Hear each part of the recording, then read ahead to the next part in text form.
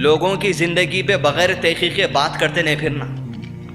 Phone پہ کوئی بول دیے، ان کی فون کو آپ گرائنڈر میں مکس کر کے 10 لوگوں میں 200 باتیں پھیلاتے چلے گئے، فلاں ایک سنی سنائی بات تھی اس کو لے کے بغیر تحقیق کے پہنچاتے چلے گئے۔ رسول اللہ صلی اللہ علیہ وسلم نے ارشاد فرمایا انسان کے گنہگار ہونے کے لیے کافی ہے، انسان کے گنہگار ہونے کے لیے بات کافی ہے کہ وہ کسی کے بارے میں کچھ سن لے اور پھیلا دے۔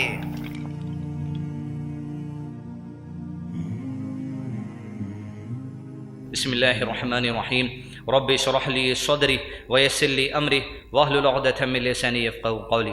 قابل احترام بزرگوں، خواتین اور عزیز نوجوان ساتھیوں، اللہ عز وجل وہی رب ہے جس نے مجھ کو اور آپ کو پیدا کیا، ہماری ماؤں کے پیٹ میں 9 مہینے رکھ کر ان اندھیروں سے نکال کر زمین پہ اس اجالے میں بھیجا اور اس نور کے ساتھ بھیجا جس نور کو قرآن مجید کہا جاتا ہے، اور اس نور کو جو عطا کیا گیا نبی محمد صلی اللہ علیہ وسلم کے ذریعے عطا کیا گیا۔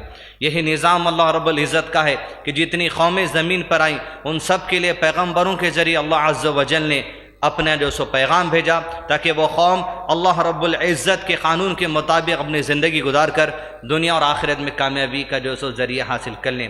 یہی مقصد کے ساتھ نبی صلی اللہ علیہ وسلم کو دنیا میں بھیجا گیا قرآن مجید دے کر، تاکہ میں اور آپ اور قیامت تک آنے والی جتنی آپ صلی اللہ علیہ وسلم کی امت ہے، چاہے امت اجابہ ہو یا امت دعویٰ، یعنی جو بھی مذہب کا ماننے والا شخص دنیا میں آ جائیں، چاہے وہ مسلمان ہو یا ہندو ہو یا عیسائی ہو یہود ہو، یہ سب کوئی جو قیامت تک آئیں گے وہ نبی صلی اللہ علیہ وسلم کی امت کا حصہ ہی کہلائے جائیں گے۔ لیکن ایک ہوں گے امت دعویٰ جن تک اسلام کی دعوت پہنچائی گئی یا پہنچ رہی ہے، یا دوسرے ہوں گے امت دو تسلیم کر چکے ہیں الحمدللہ دین اسلام کو۔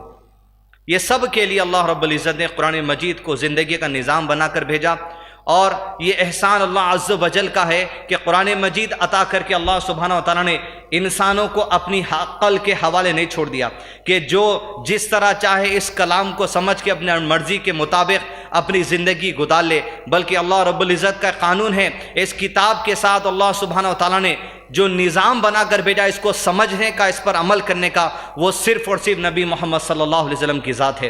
اور پھر ایک اور احسان اللہ رب العزت کا یہ ہے کہ ایک ایسی جماعت کو نبی صلی اللہ علیہ وسلم کے ساتھ لگا دیا جو اللہ کے نبی صلی اللہ علیہ وسلم کے اعمال کو اپنی آنکھوں سے دیکھا کرتے تھے، ایک ایسی جماعت کو لگا دیا جو اللہ کے نبی صلی اللہ علیہ وسلم کی بات کو اپنے کانوں سے سنا کرتے تھے۔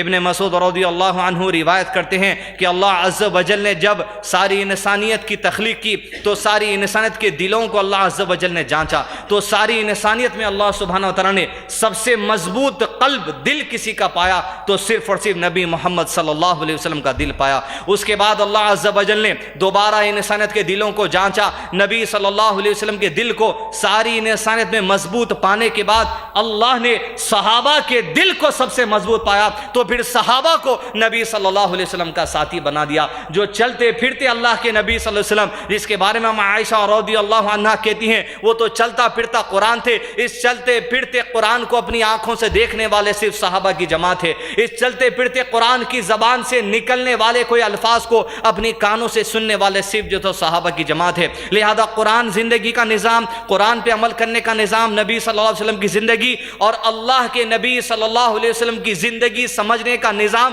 صرف اور صرف صحابہ کی زندگی۔ گویا آسان الفاظ میں یوں کہا جا سکتا ہے قرآن کو حدیث کے بغیر نہیں سمجھا جا سکتا، اور حدیث کو صحابہ کے نقش قدم کے بغیر نہیں سمجھا جا سکتا، اس لیے کہ حدیث کو دیکھنے والے، حدیث کو سمجھنے والے صرف اور صرف صحابہ کی جماعت ہے۔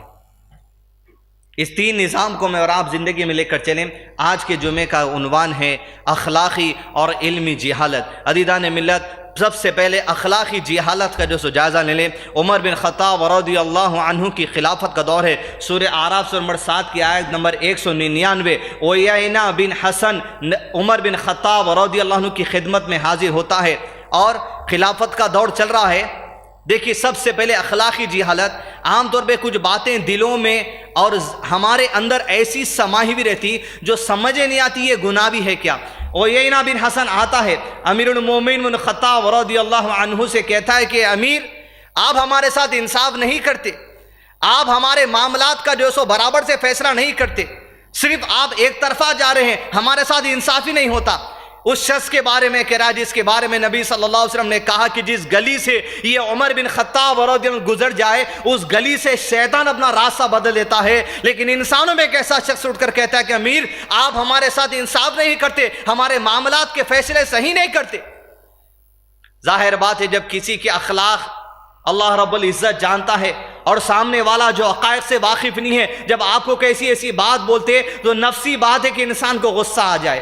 عمر بن خطاب رضی اللہ عنہ کو فوری غصہ آیا اور فوری اس کے اوپر پلٹا کے جواب دینے لگے, تو کیسی بات میرے سامنے کرتا ہے کہ میں تیرے ساتھ انصاف نہیں کرتا, میں ریا کے ساتھ انصاف کرنے والا ہوں. جو فوری بھڑکنے لگے تو عمر رضی اللہ عنہ کے امیر, آپ کے مشیر, منسٹر بازو بیٹھے ہوئے تھے. سورہ اعراف آیت نمبر 199 کی تفسیر میں بخاری شریف میں اس واقعے کو درج کیا گیا. یہ آیت نازل ہوئی جب عمر رضی اللہ عنہ زندہ تھے. آیت نازل ہوئی, آیت قرآن مجید میں لکھائی گئی, وہ زندہ تھے. رسول اللہ صلی اللہ علیہ وسلم کی وفات کے لگ بھگ 2.5 سے 3 سال بعد کا واقعہ ہے. لیکن تصور کر کے دیکھیے, آدمی اگر اونچے لیول پر ہے, اللہ رب العزت کا نظام ایسا ہے کہ اصلاح کی ضرورت ہم میں سے ہر ایک کو پڑی جاتی ہے. مشیر کہتا ہے امیر, اللہ رب العزت نے ہمارے نبی صلی اللہ علیہ وسلم پر جب اس قسم کے لوگ ہمارے سامنے آئیں گے جو ہماری زندگی کے حقائق سے واقف نہیں ہے, جو ہماری زندگی کے ہمارے اخلاق سے ہمارے معاملات سے واقف نہیں ہے, جو ہمارے اوپر بن دیکھے الزامات تراش دیتے ہیں, جو ہماری زندگی کی اچھائیوں کو نہیں جانتے, صرف اپنی مرضی اپنی عقل لگا کر ان کو بک دیتے ہیں, ایسے لوگوں کا جواب دینے کے لیے اللہ رب العزت نے سورہ اعراف کی آیت نمبر 199 نبی صلی اللہ علیہ وسلم پر نازل کر دی تھی. سنی امیر کیا ہے, منسٹر امیر المومنین کو نصیحت کر رہا ہے. تصور کر کے دیکھیں, نصیحت جس سے ملی لے لینا. اعوذ باللہ من الشیطان الرجیم, بسم اللہ الرحمن الرحیم, خذ العفو وأمر بالعرف وأعرض عن الجاہلین. اے امیر, نبی صلی اللہ علیہ وسلم پر یہ آیت نازل ہوئی جب اس طرح کے لوگ تمہارے سامنے آ جائیں جو تمہارے انصاف کے بارے میں برا بھلا کہتے, تمہاری حقیقت نہیں جانتے لیکن گن دیتے ہیں, تو ایسے لوگوں کے بارے میں اللہ نے کہا خذ العفو, انہیں پہلے تو معاف کر دو. ان کے الفاظ کے لیے ان کو علم نہیں تھا, وہ کہہ چکے معاف کر دو. ایسے لوگوں کے کہاں تم منہ لگتے ہو. خذ العفو وأمر بالعرف, اور دوسرا کام ایسا کیا کرنا, جاہلوں کو ڈھکیل دو مت, پہلے تو معاف کرو. ان کے الفاظ پہ الفاظ ڈال کے جواب دیتے مت جاؤ. وأمر بالعرف, اور دیکھو نیکی کا حکم دے دو. نصیحت کر دو اس کو کیا چیز تم ہو, نصیحت کر دو اس کو تم انصاف کے ساتھ کیسے اللہ کی کتاب سے معاملات کرتے ہو, نصیحت کر دو تم کیسے نبی صلی اللہ علیہ وسلم کی نصیحتوں کے ذریعے معاف کرتے ہو. لیکن نصیحت کرنے کے باوجود بھی اگر وہ گریز نہیں کرتا, اگر وہ عارض نہیں ہوتا, تو کیا کرنا چاہیے, وَأَعْرِضْ عَنِ الْجَاهِلِينَ, تب تو ایسے جاہلوں سے اپنے آپ کو تم دور کر لو. پہلے کیا کرنا چاہیے, معاف کر دو. دل پہ نہ لینا ہے کوئی چیز, سامنے والا بول دیا اس کے اختیار کی بات ہے, ہمارے تو اجر و ثواب میں انشاءاللہ اضافہ ہوتے رہیں گا. پہلے الفاظوں کو معاف کرو, جواب دینے پر تل کے مت جاؤ, اور پھر وَأْمُرْ بِالْعُرْفِ, نیکی حکم دو. لیکن نیکی کا حکم دینے کے باوجود بھی اگر وہ اصلاح نہیں کرتا, وَأَعْرِضْ عَنِ الْجَاهِلِينَ, دیکھو جاہلوں سے دوری اختیار کر لو. پھر عیینہ بن حسن کے بارے میں امیر المومنین ابن خطاب رضی اللہ عنہ کو ان کے مشیر کہتے ہیں, دیکھو عمر, وَأَعْرِضْ عَنِ الْجَاهِلِينَ جو اس آیت میں ہے, یہ عیینہ بن حسن جو تم سے آ کر باتیں کہتا ہے یہ جاہلوں میں سے ہے, اسی کے بارے میں تذکرہ ہے. وَأَعْرِضْ عَنِ الْجَاهِلِينَ, آیت سنیں, کوئی تکبر کی بات نہیں. میاں تم جو سو مشیر ہو کے امیر کو بتا رہے ہیں. عمر بن خطاب رضی اللہ عنہ کے بارے میں اسی حدیث میں ان کے مشیر کہتے ہیں کہ عمر بن خطاب تو ایسے تھے کہ آیت کہتی جاتی تو فوری اپنے آپ کو سرخم کر دیتے, کہا فوری خاموش ہو گئے اور اس سے کہہ دیا وَأْمُرْ بِالْعُرْفِ, تجھے نیکی کا حکم دے گیا, جا خذ العفو, معاف کر دیا. اخلاقی جہالت لوگوں میں ہوتی, اس سے دو باتیں ملی. پہلی بات یہ, لوگوں کی زندگی پہ بغیر تحقیق بات کرتے نہیں پھرنا. فون پہ کوئی بول دیے, ان کی فون کو آپ گرائنڈر میں مکس کر کے 10 لوگوں میں 200 باتاں پھیلاتے چلے گئے. فلاں ایک سنی سنائی بات تھی, اس کو لے کے بغیر تحقیق پہنچاتے چلے گئے. رسول اللہ صلی اللہ علیہ وسلم نے ارشاد فرمایا, انسان کے گنہگار ہونے کے لیے کافی ہے, انسان کے گنہگار ہونے کے لیے بات کافی ہے کہ وہ کسی کے بارے میں کچھ سن لے اور پھیلا دے. حقیقت کرے نہیں کسی سے دریافت، نہ کسی کے گھر پہ جا کے بات کرے، نہ one on one face to face اس سے بات کرے. انہوں بولے تھے انہوں پھیلا دیا، ویسا ہو گیا پوری جنگل کی آگ کی طرح بات پھیل گئی. معراج کے موقع پہ رسول اللہ صلی اللہ علیہ وسلم نے کہا ایسے لوگوں کو یہاں گال سے ڈال کر گدی سے شیخ نکال دی جائے گی، سامنے سے یہاں سے ڈال کر گدی سے شیخ نکال دی جائے گی. یہ ان لوگوں کا معاملہ ہوگا جب صبح اپنے گھر سے نکلیں گے، ایک سنی سنائی بات لوگوں میں گردش پھرتی چلے گی، یہاں تک کہ وہ دنیا بھر میں پھیلتی چلی جائے گی. ان کے گروپ میں شیئر کرے، ان کے گروپ میں شیئر کرے، بات کی کچھ حقیقت نہیں ہے. گروپ والے ٹائم پاس کرتے ہوئے اپنی زندگی برباد کر لیتے چلے گئے. وَعَارِضًا الْجَاهِلِينَ، تو ایسے پہلے جاہل بھی نہیں بننا جو عمر رضی اللہ عنہ کے سامنے عیینہ بن حسن آیا تھا. ایسے جاہل کبھی منہ کو لگے تو وَعَارِضًا الْجَاهِلِينَ، ان سے دوری اختیار کر لو. اب وَعَارِضًا الْجَاهِلِينَ کی تفسیر میں ایک بڑی پیاری مثال دیتے ہوئے علامہ شیخ عثیمین رحمہ اللہ نے بڑی اچھی بات یہ سمجھائی. وَعَارِضًا الْجَاهِلِينَ، لوگوں سے تم رشتے کیسے توڑ لو گے؟ کیا ذریع کچھ بات سمجھ جاتے آج سے رشتہ کٹ؟ کہا ایسا نہیں ہو سکتا. شیخ نے 3 مثالیں دی. پہلی مثال یہ کہی، سوچو 3 لوگ یہاں کھڑے ہوئے ہیں اور 3 لوگوں کے سامنے گنہگار آدمی ہیں، اور گنہگار آدمی کو دیکھ کر پہلے والا شخص یہ کہتا ہے میں اس شخص سے آج کے بعد اس کے گناہ کی وجہ سے کوئی تعلقات نہیں رکھوں گا، اسے سلام نہیں کروں گا، اس کے سلام کا جواب نہیں دوں گا، اس سے کوئی رشتہ قائم نہیں کروں گا، نہ اس سے کچھ بات کروں گا. تو شیخ نے کہا یہ میانہ روی نہیں ہے، یہ آدمی ایکسٹریمسٹ ہو گیا، بہت زیادہ آگے بڑھ گیا. کا دوسرا شخص جو 3 میں کھڑا تھا اس گنہگار والے شخص کو دیکھ کر کہتا ہے میں اس شخص سے سلام کروں گا، اس سے دعوتوں میں جاؤں گا، اس کو دعوتیں دوں گا، اس سے ملاقات کروں گا، اس سے معاملات کروں گا، اس سے سب کچھ کروں گا، تو بھی گنہگار ہوں گا، میں کروں گا. تو شیخ نے کہا یہ بھی ایکسٹریمسٹ ہے، یہ بھی شدت پسند ہے جو ورا پورے کو نہیں کروں گا، یہ بھی شدت پسند ہے جو سب کچھ کروں گا. کا تیسرا جو شخص وہاں کھڑا تھا یہ میانہ روی والا شخص ہے. وہ گنہگار کے گناہ کو دیکھ کر کہتا ہے میں اس شخص سے نفرت کرتا ہوں تو صرف اس کے گناہ کی وجہ سے نفرت کرتا ہوں، لیکن اس کے ایمان سے میں محبت کرتا ہوں. میں اس سے دوری اختیار کر لوں گا اس وقت تک جب تک کہ دوری اختیار کرنا اس کی اصلاح کا کام کرے گا، لیکن جس دن دوری اختیار کرنے کی وجہ سے یہ اللہ کے دین سے دور ہو جائے گا میں دوری کو ختم کر دوں گا، اس سے تعلقات قائم کر لوں گا. بولے یہ میانہ روی والی بات ہے. وَعَارِضًا الْجَاهِلِينَ مطلب کوئی گالی دیا تو ایک دم دور بھاگ جانا نہیں، مینٹین کرنا ہے. میانہ روی جو شیخ عثیمین رحمہ اللہ علیہ مثال دے کے ہم کو بات سمجھاتے ہیں.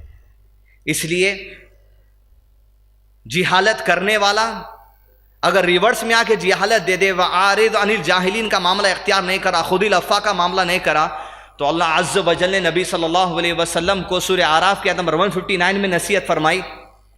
اعوذ باللہ من الشیطان الرجیم، بسم اللہ الرحمن الرحیم.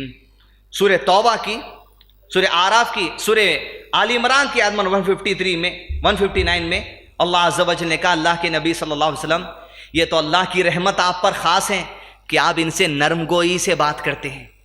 اللہ کی رحمت آپ پر خاص ہے کہ آپ رحم دل ہیں، لیکن اللہ کے نبی صلی اللہ علیہ وسلم اگر آپ ان لوگوں سے بات کرنے میں، مکہ کے لوگوں سے، صحابہ سے بات کرنے میں سخت دل ہوتے یا بد زبان ہوتے، زبان میں سختی آپ کے ہوتی، تو آپ دیکھتے کہ سارے لوگ آپ سے کٹ جاتے، دور ہو جاتے. زبان کا استعمال میاں سے بیوی کو دور کر سکتا، بیوی کو میاں سے دور کر سکتا. جتنے قصے طلاق خلاق کے آتے اس میں بنیادی جڑ یہ زبان کی رہتی. کہ اگر تم سخت دل ہوتے اور بد زبان ہوتے، اخلاقی جہالت تم میں ہوتی، لوگ کٹ جاتے تم سے، چاہے بیوی کیوں نہ ہوتی، شوہر کیوں نہ ہوتا، رشتہ دار کیوں نہ آتے، سب کٹ جائیں گے. سخت دلی چھوڑو، سخت مزاجی چھوڑو، سخت زبانی چھوڑو، لوگ تمہارے قریب آ جائیں گے. نبی صلی اللہ علیہ وسلم حدیث میں فرمایا کہ جنت میں داخلہ لینے والے اکثر لوگوں میں 2 نشانیاں ہوں گے. جنت میں داخلہ لینے والے اکثر لوگوں میں 2 نشانیاں ہوں گی، جس میں ایک نشانی یہ ہوگی اللہ کا خوف ان کے زندگی کے اندر ہوگا، اور دوسرا اچھے اخلاق کے اندر پائے جائیں گے. اچھے اخلاق اور اللہ رب العزت کا خوف جس شخص کے اندر ہے تو سمجھو اکثر جنتیوں کی یہ صفات ہے.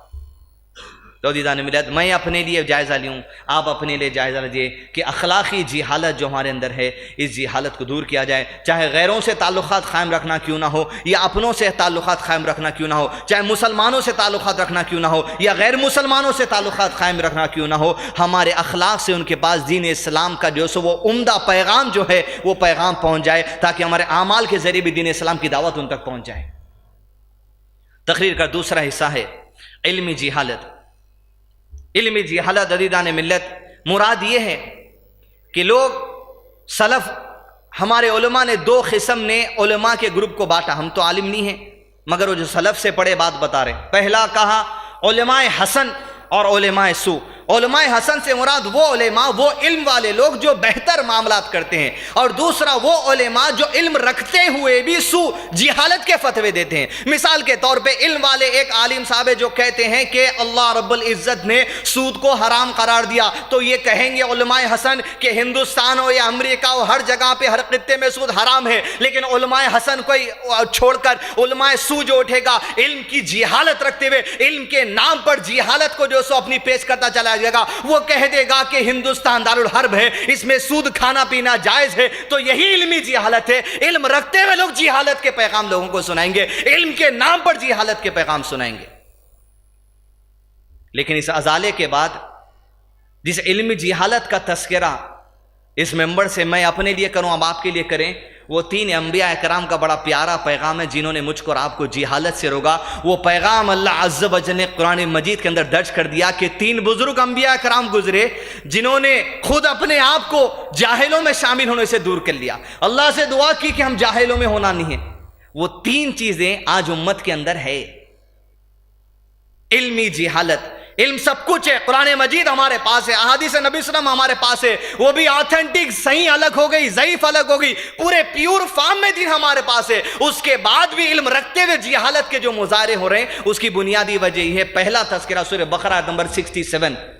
موسیٰ علیہ السلام نصیحت کرتے ہیں، دیکھو جاہلت نہیں کرنا ایسی. اعوذ باللہ من الشیطان الرجیم، بسم اللہ الرحمن الرحیم. رسول سامنے ہیں، قوم سے مطالبہ کر رہے ہیں اپنی احادیث کے ذریعے، اللہ عز و جل کی وحی پہنچا رہے ہیں. اے بنی اسرائیل، اللہ عز و جل چاہتا ہے کہ تم اس کی رضا کے لیے گائے کو قربان کرو. قوم جواب دے رہی. سنیے، مزاج آج امت کے کچھ لوگوں میں ایسا پایا جاتا ہے، علمی جہالت یہی ہے. اعوذ باللہ من الشیطان الرجیم. وَإِذْ قَالَ مُوسَىٰ لِقَوْمِهِ إِنَّ اللَّهَ يَأْمُرُكُمْ أَن تَذْبَحُوا بَقَرَةً قَالُوا أَتَتَّخِذُنَا هُزُوًا. کہا موسیٰ نے، قوم اللہ عز و جل چاہتا ہے کہ تم اسی رضا کے لیے گائے کو قربان کرو. تو قوم کیا سوچی؟ رسول کی حدیث آ رہی، اللہ کی وحی آ رہی، علم سامنے آ گیا. قوم کا مزاج سنیے، قوم یہ کہتی ہے، قالوا اتتخذنا ہزوا. کیا بات کر رہے ہیں موسیٰ علیہ السلام؟ کیا ہنسی کی بات کر رہے ہیں ہم سے؟ گائے وہ بھی ہم ذبح کرنا، ہزوا؟ ارے کیا ہنسی کی باتیں ہم سے کر رہے ہیں؟ 2 قومیں دنیا میں ایسی ہیں جو گائے کی پوجا کرنے والے ہیں. ہم سمجھ رہے ہیں خالی یہ یہاں کے والے، یہاں والے نے، یہود بھی گائے کے پجاری ہیں، اس لیے گائے کو پورا سپورٹ کرنے والی یہ قوم بھی ہے. بولے کیا رسول اللہ کی بات آپ ہمارے سامنے ایسی کریں؟ یہ تو بڑی ہنسی کی بات ہے، گائے کاٹنا. قوم کی جہالت جب دیکھے رسول سامنے کھڑا ہو کر حدیث سناتا ہے، اللہ کی وحی سناتا ہے، تو موسیٰ علیہ السلام نے ان کی جہالت دیکھتے ہوئے کہا، ایسا میں تو نہیں بنتا. قال اعوذ باللہ ان اکون من الجاہلین. اے اللہ رب العزت، ایسا جاہل بننے سے موسیٰ کو بچا لے. علم آ جانے کے بعد، حدیث آ جانے کے بعد، قرآن کی بات آ جانے کے بعد، اللہ عز و جل کا پیغام آ جانے کے بعد، یہ کہتی ہے قوم کیا ہنسی کی باتیں ہیں، اللہ ایسا جاہل موسیٰ کو تو بننا نہیں علیہ السلام. کیا داڑھی چھوڑ رہے ہیں سر؟ ارے عمر ہوتی ہے یار، نوجوانی تمہاری کیسی عمر میں داڑھی چھوڑ لی؟ حضوا، ارے تم ہنسی اڑا رہے ہیں رسول اللہ علیہ وسلم کی حدیث کی. ارے شادی زندگی میں ایک آدھ بار ہوتی ہے، کر لو. عمل صاحب نمازاں بہت پڑھ رہے ہیں، جلدی جاتے کیا دنیا سے؟ حضوا، ارے کیا تم مذاق کر رہے ہو؟ تو اللہ عز و جل کہتے ہیں قرآن مجید سورہ توبہ سورہ نمبر 9 آیت نمبر 65 میں، یہ کوئی حدیث سے مذاق کرنا، یہ کوئی قرآن کی آیت سے مذاق کرنا، دین کی کوئی بات سے مذاق کرنا، اور آپ یہ مت سمجھیے کہ قول کہہ دے تو مذاق ہوتا. آپ کا عمل اس بات کا اظہار کر رہا ہے کہ آپ دین کا مذاق اڑا رہے ہیں. اعوذ باللہ من الشیطان الرجیم. وَلَئِن سَأَلْتَهُمْ لَيَقُولُنَّ إِنَّمَا كُنَّا نَخُوضُ ونلعب قل أبالله وآياته ورسوله كنتم تستهزئون. کہتے جی اللہ کے نبی صلی اللہ علیہ وسلم ان لوگوں سے کیا تم کو مذاق اڑانے کے لیے اللہ کی آیات اور رسول اللہ علیہ وسلم ہی مل گئے؟ ارے ہنسی اڑاتے تو کوئی اپنی ذاتی بات کے اڑا لیتے، لیکن اللہ کا کیا دین مل گیا تم کو ہنسی اڑانے کے لیے؟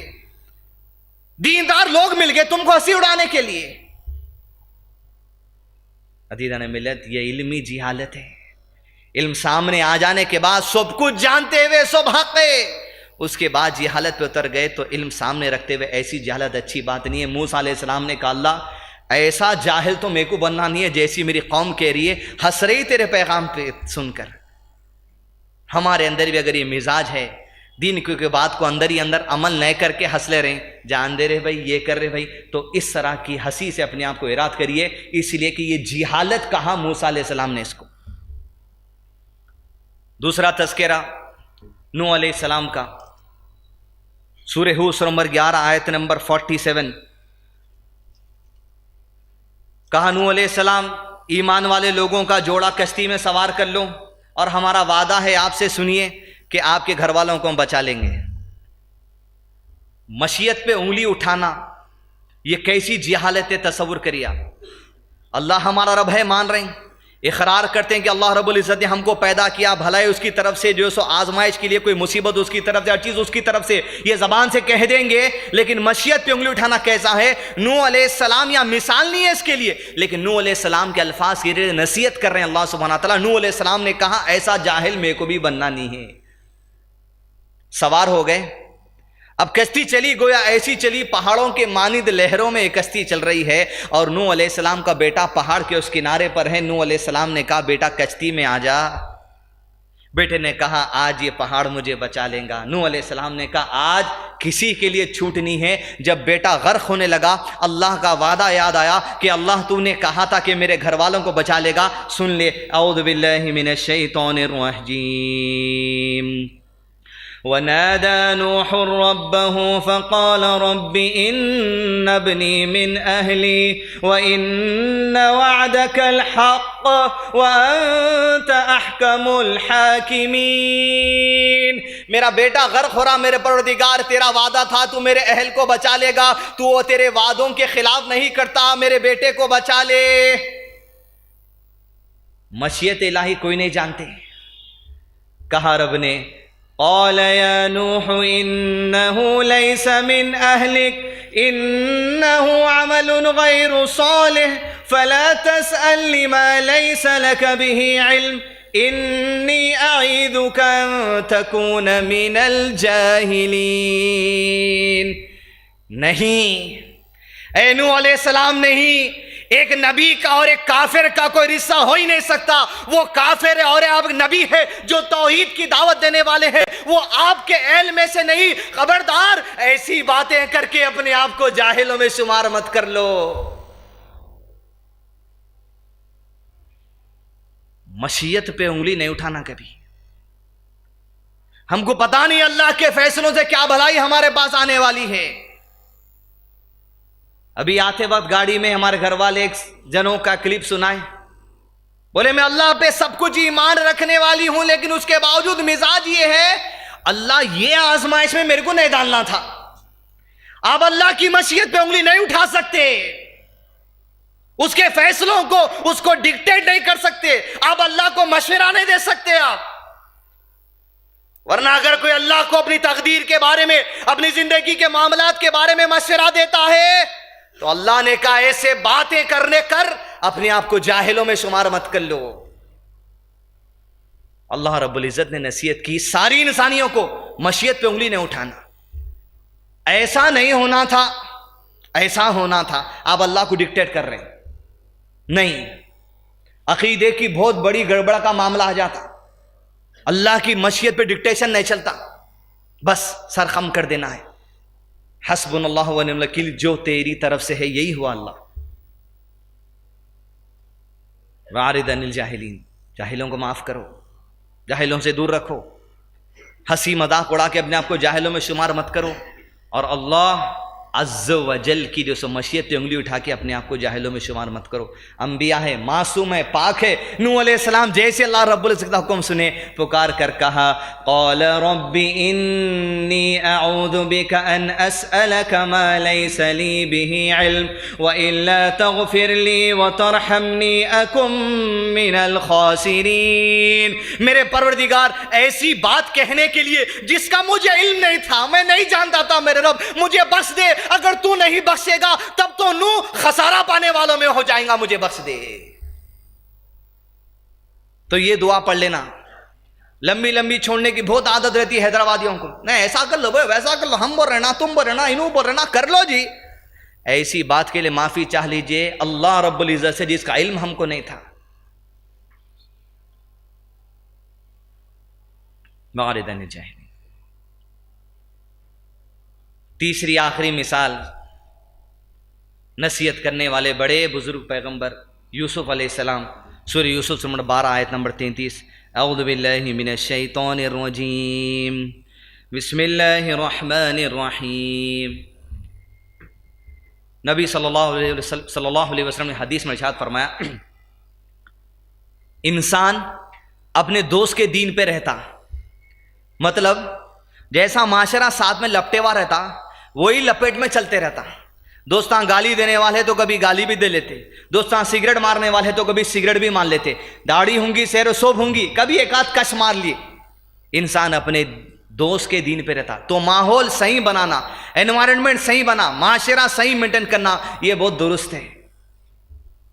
کبھی کبھی ایسا ہو جاتا دین پہ ہے سب کچھ عمل کر رہے ہیں، لیکن کسی کا بہکاوا ایسا ہو سکتا کہ آپ کو جاہل بنا سکتا. اللہ محفوظ رہے کسی جہالت سے. یوسف علیہ السلام سے زلیخا نے دوسری مرتبہ کہا یوسف میں تم سے جس بات کا مطالبہ کرتی ہوں اس کو پورا کر دو. ایسا پاور پولیٹیکل میرے پاس ہے کہ اگر تم میرے مطالبے کو پورا نہیں کرو گے تو یاد رکھو قید خانے جیل میں ڈال دوں گی. کبھی کوئی مجبور کر سکتا ہے آپ کو معاشرہ. بچی کی شادی ہے، مجبور ہے، دینا پڑ رہا، سود لینا پڑ رہا، مجبوری ہے، میں نے تو ڈولیاں نہیں اٹھے. یہ الفاظ فلموں کے جیب میں رکھو، یہ فلمی ڈائلاگ ہیں سب. مجبوری ہے میں نے تو بیٹی کی ڈولی نہیں اٹھتی. ارے کون سی ڈولی یارو؟ فلموں کے ڈائلاگ یاد کر لے کہ اپنی مجبوری کا نقشہ سجا کے اپنی جو سو گناہ کی کو ایسا معصوم بنا کے پیش کر رہے ہیں. یہ معصوم گناہ ہے نہیں. کسی کے دباؤ میں آ کر مجبور مت ہو جاؤ گناہ کے لیے. کہا یوسف یہ کر دے ورنہ دیکھ قید خانے میں بند کر دوں گی. کیا پیغام یوسف علیہ السلام ساری دنیا کو اور خاص طور پہ ساری دنیا کے نوجوانوں کو دیتے ہیں قیامت تک آنے والے لوگوں کے لیے. ایسی بات کہ قرآن ان کے اندر درج کر دی کہ اللہ رب العزت نے. دیکھو ایسے جاہل بھی نہیں بننا. اعوذ باللہ من الشیطان الرجیم. قال رب السجن احب الی مما يدعوننی الیہ وإلا تصرف عنی کیدہن اصب الیہن وأکن من الجاہلین. میرے پروردگار میں تجھے ندا لگاتا ہوں. یہ زلیخا مجھے گناہ پہ مجبور کرتی ہے اور کہتی ہے کہ جیل میں ڈال دے گی. پروردگار تجھ سے ندا ہے، مجھے جیل منظور ہے پروردگار بنسبت اس کے کہ جس گناہ کی طرف مجھے بلاتی ہے. اے میرے پروردگار یہ علم رکھتے ہوئے، یہ نبوت رکھتے ہوئے، یہ پیغام رکھتے ہوئے اگر میں اس کی طرف مائل ہو گیا، اس گناہ کی طرف چلے گیا تو میرے مالک میں تو جاہلوں میں سے ہو جاؤں گا. علمی جہالت. سب کچھ علم رکھتے ہوئے اپنے گناہ کو معصومیت کا چولا پہنا کے، بچی کی ڈولی کا نام دے کے، بچوں کی پڑھائی کا نام دے کے، بچوں کے مستقبل کا نام دے کے انشورنس میں لگا لینا، فکس ڈپازٹ کا سود کھا لینا، اپنے آپ کے مجبوریوں کو سجا کے علم رکھتے ہوئے اگر کوئی کودتا ہے تو یوسف علیہ السلام نے کہا اگر علم رکھتے ہوئے میں اس کی طرف چلے جاؤں اللہ تب تو میں جاہلوں میں سے ہو جاؤں گا. مجھے کال کھوٹری منظور ہے مگر وہ جاہلوں میں نہیں ہوتا. بھائی عزیزان ملت، یہ 3 قسم کی جہالت علمی جس سے مجھ کو اور آپ کو گریز کرنا چاہیے، بچنا چاہیے اپنے آپ کو۔ ایک تو یہ معاملہ کہ سب کچھ جانتے ہوئے کبھی پھسلنا نہیں، اللہ ایسی آزمائشوں سے ہم سب کو بچا لیجیے جن میں ہم کھڑے نہیں اتر سکتے۔ اور دوسرا معاملہ وہ کہ اللہ کی مشیت پر کبھی انگلی اٹھانا نہیں ہے، اس کے جو فیصلے وہی بہتر جانتا ہے، اور جو وہ فیصلہ لیتا ہے اپنے بندوں کے حق میں وہ ناانصافی والا نہیں لیتا۔ اللہ اپنے بندوں پر ان کی طاقت سے زیادہ بوجھ نہیں ڈالتا، ختم۔ اور پھر تیسرا معاملہ وہ کہ جو موسیٰ علیہ السلام کی قوم کا جاہلانہ رویہ تھا کہ سب کچھ حق سامنے ہے، رسول کھڑ کے سنا رہے ہیں مگر ہنس رہے ہیں، یہ کیسی بات ہے مل صاحب۔ اس طرح کی جہالت سے بچیں، اخلاقی جہالت سے بچیں۔ ربنا لا تزغ قلوبنا بعد إذ هديتنا وهب لنا من لدنك رحمة إنك أنت الوهاب، وآخر دعواهم أن الحمد لله رب العالمين۔